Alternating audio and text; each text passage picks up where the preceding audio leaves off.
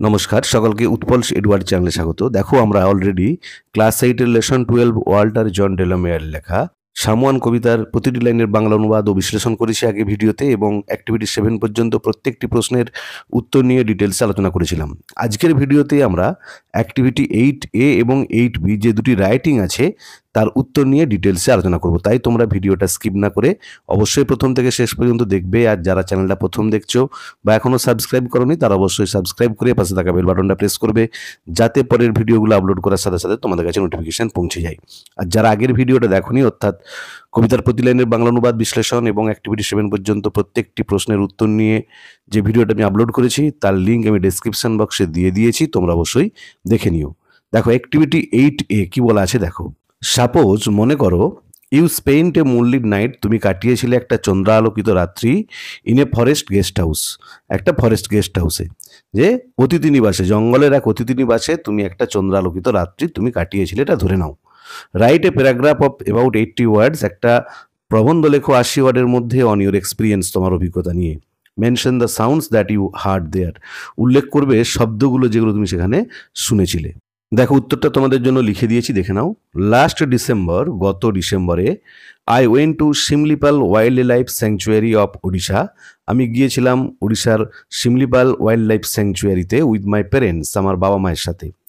It is a hilly forest area, এটা ছিল একটা পাহাড়ি জঙ্গল এলাকা, মানে পুরো জঙ্গলটাই পাহাড়ের উপরে, তোমরা যদি যাও দেখতে পাবে। When we reach the forest guest house, যখন আমরা পৌঁছেছিলাম ওই জঙ্গলের অতিথি নিবাসে, ইট ওয়াজ ইভিনিং, তখন সন্ধ্যা নেমে এসেছিল। ইট was a lonely guest house, এটা ছিল একটা একাকী অতিথি নিবাস। অন অ্যারাইভিং, পৌঁছেই, we heard some strange sounds, আমরা শুনতে পেয়েছিলাম কিছু অদ্ভুত শব্দ, অ্যান্ড ক্রাইজ, চিৎকার। We had taken our dinner early, আমরা আমাদের সকাল সকাল রাতের খাবার গ্রহণ করেছিলাম।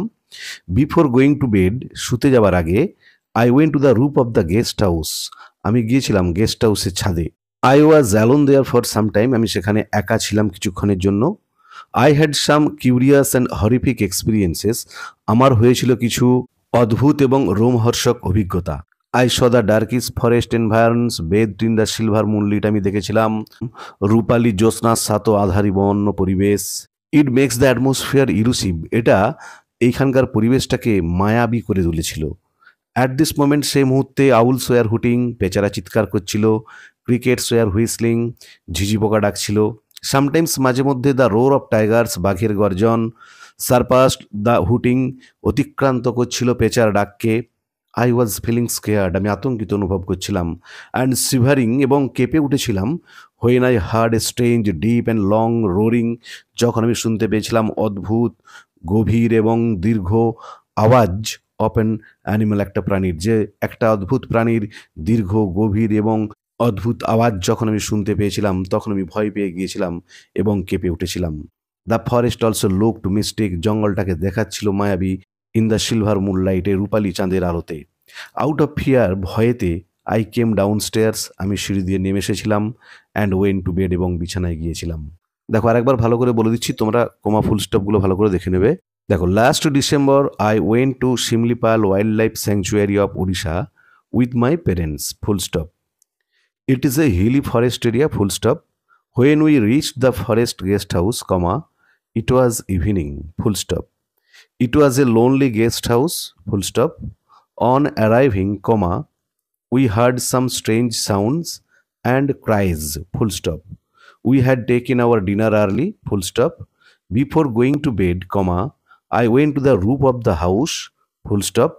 I was alone there for some time, full stop. I had some curious and horrific experiences, full stop. I saw the darkest forest environs bathed in the silver moonlight, full stop. It makes the atmosphere elusive, full stop. At this moment, comma, owls were hooting, comma, crickets were whistling, full stop. Sometimes, comma, the roar of tigers surpassed the hooting, full stop. I was feeling scared and shivering when I heard a strange, comma, deep and a long roaring of an animal, full stop. The forest also looked mystic in the silver moonlight, full stop. Out of fear, comma, I came downstairs and went to bed. এরপর activity 8 B দেখো। 8 B কি বলা আছে, in about to 80 words write an autobiography of an owl লেখো ৮০ ওয়ার্ডের মধ্যে আত্মজীবনী, এটা পেঁচার আত্মজীবনী এনজয়িং দ্য নাইট, যে রাত্রি উপভোগ করে, যেরকম একটা পেঁচার আত্মজীবনী লিখতে বলা হয়েছে ৮০ ওয়ার্ডের মধ্যে। দেখো উত্তরটা দেখে নাও, আমি লিখে দিয়েছি আই এম অ্যান আউল, আমি হয় একটা পেঁচা। I live lonely on a peepal tree, আমি বাস করি একা একা একটা অসত্য গাছে। In the forest of a village end, গ্রামের শেষ প্রান্তের এক জঙ্গলেতে। I sleep and take rest by the whole day, আমি ঘুমাই বিশ্রাম নিই সারাটা দিন। In fear of crow and eagle, কাক এবং ঈগল পাখির ভয়ে। At the fall of night, রাত্রি নামার সাথে সাথে। I come out of my ambush, আমি বেরিয়ে আসি আমার গোপন জায়গা থেকে। অ্যান্ড রিফ্রেশ মাই সেলফ, নিজেকে সতেজ করে নিই। দেন তারপর আই হুড কনজিকিউটিভলি, আমি ডাকতে থাকি অবিরামভাবে। ইন এ লাউড ভয়েস, জোর গলায়। I prey on the nocturnal small animals and insect, আমি শিকার করি রাত্রিকালীন ছোট ছোট প্রাণী এবং কীটপতঙ্গগুলোকে। আফটার ব্রেকফাস্ট, জলযোগের পর, এখানে সকালের খাবার নয়, জলযোগের পর। I take some rest and fly here and there, আমি কিছুটা বিশ্রাম নিই এবং উড়ে বেড়াই এখানে সেখানে। I look for my food, আমি খুঁজতে থাকি আমার খাবার। In the vast open ground, দিগন্ত বিস্তৃত খোলা মাঠেতে। ওয়েফেয়ারার্স অ্যাট নাইট, রাত্রিকালীন যারা যাত্রী বা রাত্রের যারা পথিক তারা। আর ওপেন ফ্রাইটেন্ড, তারা ভয় পেয়ে যায়। By my sudden long hooting, আমার হঠাৎ দীর্ঘ চিৎকারেতে। It makes the atmosphere ghostly and mystic, এটা করে তোলে পরিবেশটাকে ভৌতিক এবং রহস্যময়। মাই হুটিং অলসো সিগন্যালস, আমার ডাক এছাড়াও প্রতীক হয়। অ্যাজুমিং and living the forms of evil spirits, অশুভ শক্তির রূপ ধারণ এবং রূপ ত্যাগের সংকেতের। যে আমার ডাক অশুভ শক্তির রূপ ধারণ এবং রূপ ত্যাগের সংকেত দেয়। When the sun peeps in the east sky, যখন সূর্য উঁকি দেয় আবার পূর্ব আকাশে। I again hide myself, আমি নিজেকে লুকিয়ে ফেলি। ইন্টু মাই অ্যাম্বুশ, আমার গোপন জায়গায়। I enjoy my nocturnal life, আমি উপভোগ করি আমার রাত্রিকালীন জীবনটা। বেস্ট, সব থেকে ভালো। রাউন্ড দ্য ইয়ার, সারা বছর ধরে। দেখো আর একবারটি বলে দিচ্ছি, কোমা ফুল স্টপগুলো দেখে নাও। I am an owl, full stop. I live lonely on a peepal tree in the forest of a village end, full stop.